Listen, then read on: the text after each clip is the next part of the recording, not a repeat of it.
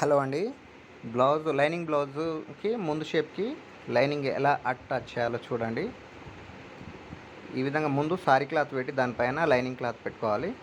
Cut చేసేటప్పుడే lining cloth కంటే ఒక హాఫ్ ఇంచ్ అనేది ఎక్స్ట్రా కట్ చేసుకోవాలి సారీ క్లాత్. అట్లయితే మనం లైనింగ్ అటాచ్ చేయడానికి చాలా సులువుగా ఉంటుంది. చూడండి, జాగ్రత్తగా ఎక్కడ కూడా క్లాత్ అనేది ముడతలు పోకుండా సెట్ చేసుకుంటూ కుట్టుకోవాలి. మెల్లమెల్లగా కుట్టుకోవాలి.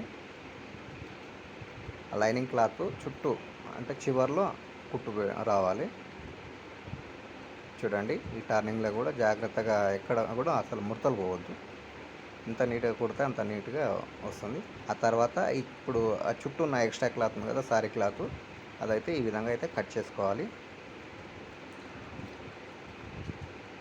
లైనింగ్ క్లాత్ ఏమాత్రం కూడా కట్ అవ్వకుండా చూసుకోవాలి. ఓకే అండి, నెక్స్ట్ వీడియో చూద్దాం.